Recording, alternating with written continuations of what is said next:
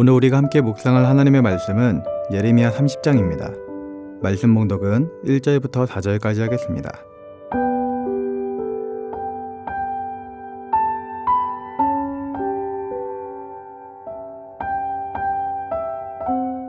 여호와께로부터 말씀이 예레미야에게 임하여 이르시니라. 이스라엘의 하나님 여호와께서 이와 같이 말씀하여 이르시기를 내가 내게 일러준 모든 말을 책에 기록하라. 여호와의 말씀이니라.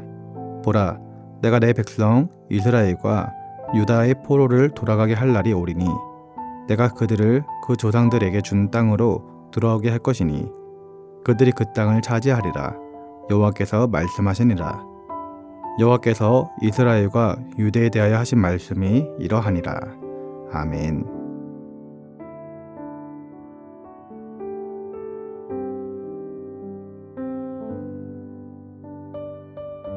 오늘 본문 1절에 보면 여호와께로부터 말씀이 예레미야에게 임하여 이르시니라 라고 나와 있습니다. 보통 이러한 말씀은 하나님의 뜻과 관련하여 어떤 새로운 사실을 말할 때마다 나오는 말씀입니다. 그래서 예언서들을 보면 그 서두에는 대부분 여호와께로부터 말씀이 누구누구에게 임하였다라는 표현이 나오는 것입니다. 이러한 표현은 성경의 모든 예언들이 성경 저자들의 생각이 아니라 하나님으로부터 나오는 말씀을 받아서 기록한 것임을 증거해 주는 것입니다. 그런데 오늘 본문에는 유독 이런 표현이 참 많이 나옵니다. 1절부터 4절까지의 말씀을 보면 1절에서는 여호와께로부터 말씀이, 2절에서는 이스라엘의 하나님 여호와께서 이와 같이 말씀하여 이르시기를, 3절에서는 첫 시작과 끝을 여호와의 말씀이니라 라고 하였고 4절에서는 여호와께서 이스라엘과 유다에 대하여 하신 말씀이 이러하니라 라고 나와 있습니다.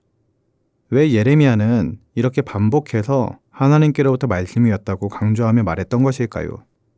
그것은 당시 예레미야가 거짓 선지자들로부터 공격을 받고 있었기 때문입니다.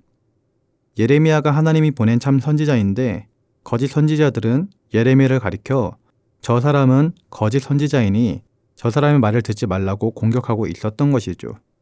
그래서 예레미야는 본인이 하는 말이 나의 말이 아니라 하나님으로부터 받은 말씀임을 강조하고 있었던 것입니다. 결국 하나님께서는 당신의 종으로 택한 예레미야에게 당신의 말씀을 주시고 그 말씀을 실제로 이루심으로 죄인들과 악인들 그리고 거짓된 자들의 패역함이 드러나게 했습니다. 그리고 그것을 통해 예레미야를 진실한 사람, 의로운 사람으로 기억되게 하셨습니다. 예레미야는 그야말로 혈혈단신으로 거짓 선지자들과 싸우고 악을 고집하는 왕과 백성들 가운데서 살았지만 그가 끝까지 믿음을 지키고 의로운 싸움을 싸울 수 있었던 것은 그 무엇보다도 하나님께서 예레미야에게 말씀을 주셨기 때문입니다. 오늘 본문은 죄악이 가득한 이 세상, 우리의 믿음을 흔들어 놓는 이 세상을 살아가는 우리들에게 어떻게 하면 믿음을 지키며 살 수 있는지를 가르쳐 줍니다. 우리가 이 어두운 세상을 살아가면서도 믿음 흔들리지 않을 수 있는 방법, 그리고 거짓이 판을 치는 이 세상 가운데서도 참된 것을 구별하며 살아갈 수 있는 방법은 바로 하나님의 말씀에 있습니다. 우린 너무나도 연약한 인간이기 때문에 우리 자신에게는 이 길을 걸어갈 능력을 기대해서는 안 됩니다. 그저 그리스도의 장성한 분량까지 성장시킬 하나님을 의지하고 하나님을 기대하며 하나님의 도우심을 간구해야 하는 것입니다. 나는 할 수 없지만 하나님은 모든 것이 가능하시다. 때문에 나는 내게 능력 주시는 하나님 안에서 모든 것을 할 수 있다라고 믿고 생각해야 하는 것입니다. 내가 하는 것이 아니라, 우리가 하는 것이 아니라 하나님이 하셔야 하는 것이죠. 그래서 우리는 하나님 안에 머물러 있어야 합니다. 그리고 하나님이 우리 안에 머물러 계시도록 해야 합니다. 하나님이 우리 안에 머물러 계실 때, 다시 말해 우리가 하나님과 동행할 때 우리는 어떤 어려움이 온다 할지라도 흔들리지 않을 수 있고 아무리 세상이 미혹한다 할지라도 흔들리지 않을 수 있는 것입니다. 이처럼 하나님이 우리 안에 계시면 우리는 죄짓지 아니하고 믿음 흔들리지 아니하고 담대하게 살아갈 수 있을 텐데 어떻게 하면 하나님과 동행하며 살 수 있을까요? 그것은 바로 성경, 즉 말씀을 읽는 것입니다. 요한복음 1장 1절을 보면 태초에 말씀이 계시니라. 이 말씀이 하나님과 함께 계셨으니 이 말씀은 곧 하나님이시라. 이렇게 기록되어 있습니다. 말씀이 곧 하나님이라는 것입니다. 따라서 날마다 말씀이 있는 것은 날마다 하나님을 만나는 것이고 하나님과 교제하는 것입니다. 우리가 말씀을 읽고 말씀을 묵상할 때 하나님은 우리 가운데 임재해 주시는 것입니다. 따라서 우리는 날마다 말씀을 읽어야 하겠습니다. 날마다 말씀을 읽고 묵상해야 하는 것입니다. 그렇게 하면 내 안에 있는 하나님이 나를 이끌어서 그분의 능력으로 선한 일을 하게 하실 것이고 우리도 하여금 성령의 열매를 맺게 하실 것입니다. 여러분, 우리가 이 어두운 세상 가운데 어떻게 하면 죄를 짓지 아니하고 깨끗하게 살아갈 수 있을까요? 시편 119편 9절 말씀을 보면 청년이 무엇으로 그의 행실을 깨끗하게 하리이까? 주의 말씀만 지킬 따름이니이다 라고 기록하고 있습니다. 말씀을 읽고 묵상하고 말씀을 따르는 삶을 살면 우리가 우리의 삶을 깨끗하게 하려고 노력하지 않아도 우리의 삶은 자동적으로 깨끗해진다라는 것입니다. 이처럼 말씀이 있는 것은 우리 안에 성령님을 모셔드리는 행위가 됩니다. 그래서 우리는 하나님이 빚으시는 아름다운 그릇이 되어 이 세상 가운데 빛을 발하게 되는 것입니다. 어두운 세상을 살아가는 우리들에게 빛을 비춰주는 것도 바로 말씀입니다.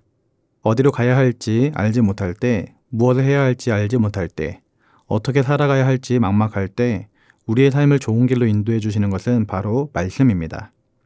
그래서 시편 119편 105절 말씀을 보면 주의 말씀은 내 발의 등이요 내 길의 빛이니이다 라고 말씀하는 것입니다.